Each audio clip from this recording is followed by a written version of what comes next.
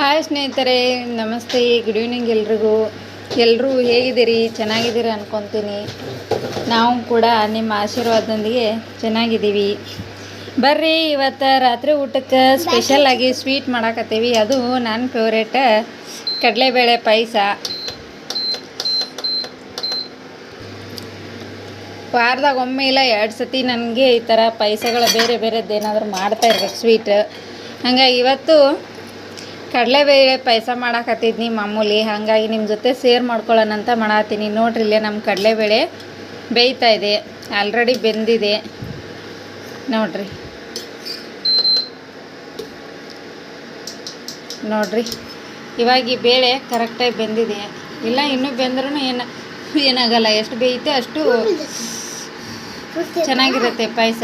ನೋಡ್ರಿ, ಹಿಂಗೆ ಇಸ್ಕಿದ್ರೆ ಹಿಂಗೆ ಹಿಟ್ಟಾಗಬೇಕು ಬೇಳೆ, ಅಷ್ಟು ಬೆಂದರೆ ಪಾಯಸಕ್ಕೆ ಚೆನ್ನಾಗಿರುತ್ತೆ ಮತ್ತು ಟೇಸ್ಟ್ ಕೂಡ ಸೂಪರಾಗಿ ಬರುತ್ತೆ. ನಾನಿಲ್ಲಿ ನಾವು ಇರೋದು 4 ಜನಕ್ಕೆ ಆಗೋಷ್ಟು ಈ ಕಪ್ಪಿಲಿ ಟೀ ಕುಡಿಯೋ ಕಪ್ಪು ಇದು, ಇದರಲ್ಲೇ 2 ಕಪ್ಪು ಬೇಳೆನ ಬೇಯಿಸ್ಕೊಂಡಿದ್ದೀನಿ ನಾನು. ಬೇಳೆ ಬೇಯ್ತಾ ಇದೆ. ಮತ್ತು ಇದಕ್ಕೆ ನಾನು ಬೇರೆ ಏನೇನು ತೊಗೊಂಡಿದ್ದೀನಿ ಪಾಯಸಕ್ಕೆ ಹಾಕೋಕ್ಕೆ ಅಂತ ನಿಮ್ಮ ಜೊತೆ ಶೇರ್ ಮಾಡ್ಕೊಳತ್ತೀನಿ. ನೋಡ್ರಿ, ಇಲ್ಲ ಒಂದು ಒಣ ಕೊಬ್ಬರಿ 1 ಬಟ್ಲು. ಇದ್ರ ನಿಮಗೆ ಭಾಳ ದೊಡ್ಡದು ಕಾಣತೈತಿ, ಅತಿ ದೊಡ್ಡದೇನಿಲ್ಲ, ಮೀಡಿಯಮ್ ಆಗೈತಿ. ಹಾಗಾಗಿ ಫುಲ್ ತೊಗೊಂಡಿದ್ದೀನಿ. 2 ಏಲಕ್ಕಿ, ಉತ್ತತ್ತಿ ಯಾಕೆ ಹಾಕ್ತೀನಿ ಆ ಪಾಯಸಕ್ಕೆ ಅಂದರೆ ಇಲ್ಲಿದಾರ ನೋಡ್ರಿ ಇವರು ಉತ್ತತ್ತಿ. ಅದು ಹಾಗೆ ಕೊಟ್ಟರೆ ತಿನ್ನಂಗಿಲ್ಲ, ಅದು ನಮ್ಮ ಬಾಡಿಯಲ್ಲಿ ಹಿಮೋಗ್ಲೋಬಿನನ್ನು ಹೆಚ್ಚಿಗೆ ಮಾಡುತ್ತೆ. ಅದಕ್ಕೋಸ್ಕರ ಹಿಂಗೆ ಪಾಯಸದಾಗ ಹಾಕಿ ತಿನ್ನಿಸೋದು. ಆಮೇಲೆ ಒಂದು 8ರಿಂದ 10 ಬಾದಾಮಿ ತೊಗೊಂಡಿದ್ದೀನಿ. ನಾವು ಮಾಡ್ತಿರೋ ಪಾಯಸದ ಕ್ವಾಂಟಿಟಿಗೆ ಅಷ್ಟು ಸಾಕು ಅಂಥೇಳಿ. ಹಾಗೆ 10 ಗೋಡಂಬಿ, ಸ್ವಲ್ಪ ಬಿಳಿ ಎಳ್ಳು, ಸ್ವಲ್ಪ ಗಸಗಸೆ, ಆಮೇಲೆ ಇದೊಂದು ಬೆಲ್ಲ. ನೋಡಿರಿ, ಬೆಲ್ಲ ಇದು ಆರ್ಗ್ಯಾನಿಕ್ ಬೆಲ್ಲ. ಏನಪ್ಪ ಹಿಂಗೆ ಕಣಕತ್ತಲ್ಲ ಅನ್ಬೇಡ್ರಿ, ಆರ್ಗ್ಯಾನಿಕ್ ಬೆಲ್ಲ ಹಿಂಗೆ ಇರೋದು. ಅಂದರೆ ಇದ್ರಾಗ ಕೆಮಿಕಲ್ ಆ್ಯಸಿಡ್ ಏನು ಮಿಕ್ಸ್ ಮಾಡಿರಂಗಿಲ್ಲ ಅಂಥೇಳಿ ನಾನು ಆರ್ಗ್ಯಾನಿಕ್ ಬೆಲ್ಲ ಯೂಸ್ ಮಾಡೋದು. ಇದು ಇಷ್ಟು ಬೆಲ್ಲ. ಈಗ ಆಲ್ರೆಡಿ ಬೇಳೆ ಅಂತೂ ಕುದೀತಾ ಇದೆ, ನಿಮ್ಗೆ ತೋರಿಸಿದೆ ನಾನು. ಈಗ ನೆಕ್ಸ್ಟ್ ಏನು ಮಾಡ್ಕೊತೀನಿ ಅಂದ್ರೆ, ಇವಾಗ ಈ ಉತ್ತೋತಿಯನ್ನು ಜಜ್ಜಿ ಇದ್ರೊಳಗೆ ಬೀಜ ಇರುತ್ತಲ್ಲ, ಬೀಜ ಮತ್ತು ಈ ತುದಿ ಹಿಂಗಿರುತ್ತೆ ನೋಡಿರಿ. ಬಂತು ನೋಡಿ.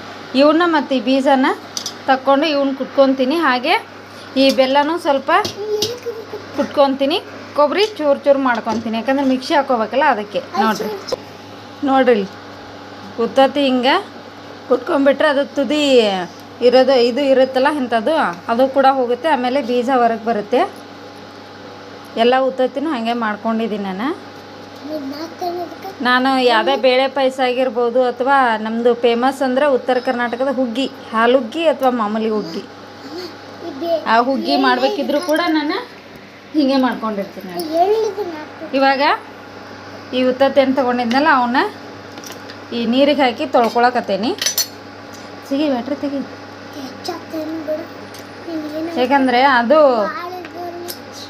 ಮೇಲೆ ಏನಾದರೂ ಕೂಡ ಧೂಳೋದು ಇರುತ್ತಲ್ಲ ನೋಡಿರಿ ಅದರೊಳಗೆ, ಹಂಗೆ ಧೂಳೆಲ್ಲ ಹೋಗುತ್ತೆ ಅಂತೇಳಿ ಹಿಂಗೆ ಸ್ವಲ್ಪ ಚೆನ್ನಾಗಿ ತೊಳ್ಕೊಂಡೆ ಅಂದ್ರೆ ಅದ್ರ ಮ್ಯಾಗ ಏನೇ ಹೊಲಸ ಎಲ್ಲ ಹೋಗುತ್ತೆ. ಆಗೆಲ್ಲ ಕೊಬ್ಬರಿ ತೋರಿಸಿದ್ನಲ್ಲ, ಈಗ ಕೊಬ್ಬರಿನೂ ಈ ಥರನಾಗಿ ಚೂರು ಮಾಡ್ಕೊಂಡಿನಿ. ಈಗ ಅದನ್ನು ಒಂದು ಸತಿ ತೊಳ್ಕೊಳತ್ತೀನಿ. ನಾವು ಉಪಯೋಗಿಸೋ ಮುಂಚೆ ಹಿಂಗೊಂದು ತೊಳೆದ್ಬಿಟ್ರೆ ನಮಗೂ ಯಾವುದೂ ಕಿರಿಕಿರಿ ಅನ್ನೋದು ಇರೋಂಗಿಲ್ಲ. ಯಾಕಂದರೆ ನಾವು ಒಣಗಕ್ಕೆ ಇಟ್ಟಾಗೋದು ಅದು ಧೂಳೆಲ್ಲ ಕುಂತಿರುತ್ತಲ್ವ, ಹಾಗಾಗಿ ಯೂಸ್ ಮಾಡೋಕ್ಕಿಂತ ಮುಂಚೆ ಒಂದು ಸತಿ ಹಿಂಗೆ ತೊಳೆದು ಯೂಸ್ ಮಾಡಿಬಿಟ್ರೆ ಕ್ಲೀನಾಗಿರುತ್ತೆ ಅಂತೇಳಿ. ಈಗ ಇದೇ ನೀರಿಗೆ ಹಾಕಿ ಕೊಬ್ಬರಿನೂ ತೊಳ್ಕೊಂಡೆ. ಉತ್ತತ್ತಿ ತೊಳೆದು ನೀರು ಚೆಲ್ಲಿದೆ, ಯಾಕಂದ್ರೆ ಉತ್ತತ್ತಿಗೆ ಅದ ಮೇಲೆಲ್ಲ ಹೊಲಸು ಬಿಟ್ಕೊಳುತ್ತೆ ಅಂತೇಳಿ ಆ ನೀರು ಚೆಲ್ಲಿದೆ. ಇವಾಗ ನೋಡಿರಿ, ಕೊಬ್ಬರಿ ತೊಳ್ಕೊಂಡಿವಲ್ಲ, ನಂತರ ಇವಾಗ ಬಾದಾಮ ಮತ್ತು ಗೋಡಂಬಿ ಏನು ತೊಗೊಂಡಿದ್ವಲ್ಲ ಅವನು 2 ಕೂಡ ನಾನಿಲ್ಲೇ ಹುರಿತಾ ಇಲ್ಲ, ಹಾಗೆ ಬಳಸ್ತಾ ಇದ್ದೀನಿ. ಯಾಕಂದರೆ ಆಲ್ಮೋಸ್ಟ್ ಅಲ್ಲಿ ಹುರಿದ್ರೆ ಅದರೊಳಗಿನ ಪೋಷಕಾಂಶ ಹಾಳಾಗುತ್ತೆ ಅಂತೇಳಿ ಹಂಗೆ ರುಬ್ಬಿ ಹಾಕ್ತೀನಿ. ಇದು ಹಾಗೆ ರುಬ್ಬಿ ಹಾಕೋದ್ರಿಂದ ಒಂಥರ ಹಾಲು ಹಾಕಿದವ್ರ ಥರ ಟೇಸ್ಟ್ ಬರುತ್ತೆ, ಹಾಲುಗ್ಗಿ ಮಾಡಿದವ್ರ ಥರ. ಇವಾಗ ಇದಕ್ಕೆ ಏಲಕ್ಕಿ ತೊಗೊಂಡಿದ್ನಲ್ವ, ಇದು ಈ 2 ಏಲಕ್ಕಿನೂ ಇದಕ್ಕೆ ಹಾಕ್ಕೊಳಕತ್ತೀನಿ ನೋಡಿ. ಇವಾಗ ನೋಡಿರಿ, ನಮ್ಮ ಬೇಳೆ ಪರ್ಫೆಕ್ಟಾಗಿ ಇದಕ್ಕೆ ಪಾಯಸಕ್ಕೆ ಬೇಕಾದಂಗೆ ಕುದ್ದಿದೆ. ಅದನ್ನು ಸೈಡಿಗೆ ಇಳಿಸಿಟ್ಕೊಂಡು ನಾನು ಇಲ್ಲೊಂದು ತವಿ ಕಾಯಕ್ಕೆ ಇಟ್ಕೊಂಡೀನಿ. ಈ ತವಿ ಒಳಗೀಗ ಬಿಳಿ ಎಳ್ಳು ತೊಗೊಂಡಿದ್ನಲ್ವ, ಆ ಬಿಳಿ ಎಳ್ಳನ್ನು ಹುರ್ಕೋತೀನಿ ಸ್ವಲ್ಪ. ನೋಡಿರಿ, ಇದಕ್ಕೇನು ಭಾಳ ಟೈಮ್ ಬೇಕಾಗಿಲ್ಲ, ಒಂದು 5-10 ಸೆಕೆಂಡ್ನಾಗೇನೆ ಅದು ಚಟಪಟ ಅಂದ್ಬಿಡುತ್ತೆ. ಜಾಸ್ತಿ ಹುರಿದ್ರೆ ಎಲ್ಲ ಸೀದಾಗಿಬಿಡುತ್ತೆ ನೋಡಿರಿ. ಇಷ್ಟು ಚಟಪಟ ಅಂತ ಸೌಂಡ್ ಬಂದು ಸಿಡಿಯಾಕತ್ರೆ ಸಾಕು, ತಕ್ಕೊಂಬಿಟ್ರಿ. ಆಗಲೇ ಕಲರ್ ಚೇಂಜ್ ಆಗಿಬಿಡುತ್ತೆ ನಮ್ಮ ಬಿಳಿ ಎಳ್ಳು. ಈಗ ಎಳ್ಳು ಹುರಿದು ಇಲ್ಲೇ ತಕ್ಕೊಂಡಿವಿ. ಇವಾಗ ಗಸಗಸೆ ಇಟ್ಕೊಂಡಿದ್ದಲ್ಲ, ಅದೇ ಗಸಗಸೆ ಇದು ಬಿಸಿ ಇರೋ ತವೆಗೆ ಹಾಕಾಕತ್ತಿ. ಗಸಗಸಿನೂ ಅಷ್ಟೇ, ಒಂದು 2 ಸೆಕೆಂಡ್ 3 ಸೆಕೆಂಡ್ ಅನ್ನೋ ಅಷ್ಟೊತ್ತಿಗೆ ಅದು ಚಟಪಟ ಅಂತ ಸಿಡ್ದೋಗಿಬಿಡುತ್ತೆ. ನೋಡ್ಕೊಂಡು ಹುಷಾರಾಗಿ ಹುರ್ಕೋಬೇಕು ಇವು. ನೋಡಿ,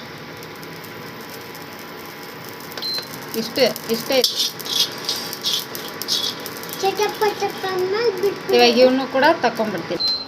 ಇವಾಗ ನೋಡ್ರಿ, ಗಸಗಸೆನೂ ಇಲ್ಲೇ ತಕ್ಕೊಂಡಿನಿ. ಈಗ ಇಲ್ಲಿ ಸ್ವಲ್ಪ ನೀರು ಹಾಕ್ಕೊಂಡಿನಿ. ಅದೇ ನೀರಿಗೆ ಆಗಲ್ಲೇ ನಿಮಗೆ ತೋರಿಸಿದ್ನಲ್ವಾ ನಾನು ತಗೊಂಡಿರೋ ಬೆಲ್ಲ, ಅದನ್ನು ಸ್ವಲ್ಪ ಈ ಥರನಾಗ ಕುಟ್ಟಿದ್ದೀನಿ. ಫುಲ್ ಹಿಡಿಯೋದು ಕಣ್ಣಿ ಹಾಕೋದ್ರಿಂದ ಅದ ಬೇಗ ಕರಗಂಗಿಲ್ಲ ಅಂಥೇಳಿ ಅದಕ್ಕೆ ಒಂದು ಸ್ವಲ್ಪ ಅಂದ್ರೆ ಸ್ವಲ್ಪ ನೀರು ಹಾಕಿ ಕರ್ಗಾಕಿಟ್ಕೊತೀನಿ. ಇದು ಕರಗೋ ಅಷ್ಟೊತ್ತಿಗೆ ನಾವಿಲ್ಲಿ ಇದನ್ನೆಲ್ಲ ಒಂದು ಮಿಕ್ಸಿ ಮಾಡಿ ಪುಡಿ ಮಾಡ್ಕೊಂಬಂದ್ಬಿಡೋಣ. ಇದು ಎಲ್ಲ ಹಾಕಿ ಇದನ್ನು ಸಣ್ಣದಾಗಿ ಪೌಡ್ರ್ ಮಾಡಿಕೊಂಡು ಮಾಡಿದ್ವಿ ಅಂದ್ರೆ ನಮ್ಗೆ ಅಷ್ಟೊತ್ತಿಗೆ ಇಲ್ಲಿ ಬೆಲ್ಲನೂ ಕರಗುತ್ತೆ, ಬೇಳೆ ಅಂತೂ ಬೆಂದಿದೆ. ಆಮೇಲೆ ಎಲ್ಲ ಮಿಕ್ಸ್ ಮಾಡ್ರೆ ಪಾಯಸ ರೆಡಿ. ನೋಡ್ರಿ, ಅಯ್ಯಪ್ಪ, ನಮ್ಮದು ಈ ಥರನಾಗೆ ಪುಡಿ ಆಯ್ತು. ಕೊಬ್ಬರಿ, ಡ್ರೈ ಫ್ರೂಟ್ಸು ಎಲ್ಲವೂ. ಈಗ ಇದಕ್ಕೆ ಒಂದು ಸ್ವಲ್ಪ ನೀರು ಹಾಕೊಂಡು ಇನ್ನೊಂದು ಸ್ವಲ್ಪ ಹಾಕ್ಕೊತೀನಿ, ಯಾಕಂದ್ರೆ ಅವಾಗ ಇನ್ನೂ ಸಣ್ಣದಾಗಿ ಬರುತ್ತೆ ಅಂಥೇಳಿ ಸ್ವಲ್ಪ ಅಂದ್ರೆ ಸ್ವಲ್ಪ ನೀರು ಹಾಕಿದ್ದೀನಿ. ನೋಡ್ರಿ, ಈಗ ನೀರು ಹಾಕಿ ರುಬ್ಬಿದ ಮೇಲೆ ಅದನ್ನೇನು ಬೆಲ್ಸಿರ್ತೈತಿ. ನಮ್ಮ ಡ್ರೈ ಫ್ರೂಟ್ಸಿಂದು ಮತ್ತು ಕೊಬ್ಬರಿ ಹಾಕಿರೋದು ಪೇಸ್ಟ್ ರೆಡಿ ಆಯಿತು. ಇವಾಗ ಇದನ್ನು ನಾವು ಪಾಯಸಕ್ಕೆ ಹುಗ್ಗಿಗೆ ಹಾಕೋದ್ರಿಂದ ಏನಾಗುತ್ತೆ ಅಂದ್ರೆ ಒಳ್ಳೆ ಹಾಲುಗ್ಗೆ ಟೇಸ್ಟ್ ಬರುತ್ತೆ. ಬೆಲ್ಸಿರ್ತಾಳೆ ಡ್ರೈ ಫ್ರೂಟ್ಸ್. ಈಗ ನೋಡ್ರಿ, ನಮ್ಮ ಮಿಕ್ಸಿ ಮಾಡ್ಕೊಂಡು ಬಂದೀವಿ. ಇಲ್ಲೇ ಬೆಲ್ಲನೂ ಕೂಡ ಕರಗಿದೆ. ಇವಾಗ ನೋಡ್ರಿ, ಬೇಳೆ ಕುದಿಸ್ಕೊಂಡಿದ್ದೀವಲ್ಲ, ಅದಕ್ಕೆ ಕರಗಿರೋ ಬೆಲ್ಲದ ಪಾಕನ ಇದಕ್ಕೆ ಸೇರಿಸ್ಕೊಳತ್ತೀನಿ. ಹಿಂಗೆ ಸೋದಿಸ್ಕೊಳ್ಳೋದ್ರಿಂದ ಅದರೊಳಗೆ ಏನೋ ಕಲ್ಮಶ ಇದ್ದರು,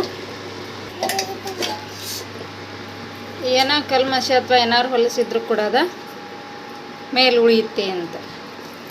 ನೋಡಿರಿ, ನಮ್ಮ ಪುಣ್ಯ ಸದ್ಯ ಇದು ಆರ್ಗ್ಯಾನಿಕ್ ಬೆಲ್ಲ ಅಲ್ಲ, ಹಾಗಾಗಿ ಏನೂ ಹೊಲಸು ಬಂದಿಲ್ಲ. ಅದು ಬೆಲ್ಲದ ಹಳ್ಳೆ ಉಳಿದಿದೆ. ಇಲ್ಲಾಂದರೆ ಕೆಲವೊಂದು ಬೆಲ್ಲಾಗ ನೋಡಿದ್ದೀನಿ ನಾನು, ಭಾಳಷ್ಟು ತೆಂಗಿನ ಹೊಟ್ಟಿನ ಥರ ಬರೋದು, ಕಡ್ಡಿ ಕಸ ಭಾಳ ಇರುತ್ತೆ. ಹಾಗಾಗಿ ಸೋಸಿನ ಅಭ್ಯಾಸ ನಮ್ಮ ಪುಣ್ಯ. ಇದು ಚೆನ್ನಾಗಿರೋ ಬೆಲ್ಲ ಆಗಿರೋದ್ರಿಂದ ಇದ್ರಾಗೇನು ಬರಲಿಲ್ಲ ನೋಡಿರಿ. ಹಿಂಗೆ ಕ್ಲೀನಾಗಿದ್ದರೆ ನಮಗೆ ಬೆಲ್ಲ ಖುಷಿ ಆಗುತ್ತೆ ಅಡುಗೆ ಮಾಡೋಕ್ಕೆ. ಈಗ ಬೆಲ್ಲ ಹಾಕ್ಕೊಂಡ್ನಲ್ವ, ಈ ರುಬ್ಬಿರೋ ಪೇಸ್ಟ್ನ ಇದಕ್ಕೆ ಹಾಕ್ಕೊಳತ್ತೀನಿ.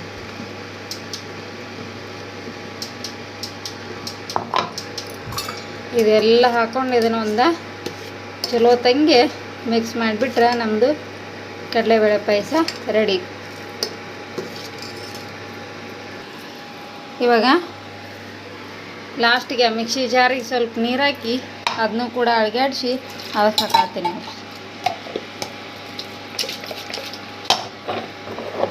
ಈಗ ಒಂದು ಬೇಳೆ ಪಾಯಸ ರೆಡಿ ಆಗ್ತಾ ಇದೆ. ನೀವು ನೋಡ್ರಿ, ನೀವು ಮಾಡಿ ನೋಡ್ರಿ, ನಿಮ್ಮ ಟೇಸ್ಟ್ ಹೆಂಗೆ ಜಾರಲ್ಲಿರೋದೆಲ್ಲ ಹಾಕ್ಕೊಂಡ್ವಿ. ಇವಾಗ ಇನ್ನು ಆಯ್ತು ರೀ, ಇದಕ್ಕೇನೂ ಸೇರಿಸೋ ಅವಶ್ಯಕತೆ ಇಲ್ಲ. ಇಷ್ಟೇ ಒಂದು 5 ನಿಮಿಷ ಚೆನ್ನಾಗಿ ಕುದಿಸ್ಕೊಂಡ್ಬಿಟ್ರೆ ನಮ್ಮದು ಪಾಯಸ ರೆಡಿ. ನೋಡ್ರಿ, ನಮ್ಮದು ಬೇಳೆ ಪಾಯಸ ಇವಾಗ ರೆಡಿ ಆಯಿತು. ಒಂದು 5 ನಿಮಿಷ ಎಲ್ಲ ಹಾಕಿ ಕುದಿಸಿದ್ವಿ ಚಲೋ ಹೊತ್ತಂಗೆ. ಹಿಂಗೆ ಇದು ಕುದಿಬೇಕು ನೋಡ್ರಿ. ಹುಗ್ಗಿ ಪಾಯಸಗಳು ಎಷ್ಟು ಕುದಿತಾವೋ ಅಷ್ಟು ಬೆಲ್ಲ ಟೇಸ್ಟ್ ಬರುತ್ತೆ, ಸೂಪರಾಗಿರುತ್ತೆ.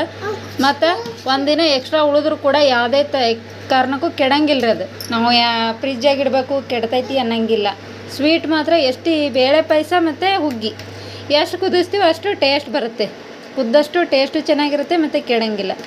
ನೋಡಿರಿ, ಈ ಥರನಾಗಿ ನಮ್ಮದು ಬೇಳೆ ಪಾಯಸ ರೆಡಿ ಆಗೈತಿ.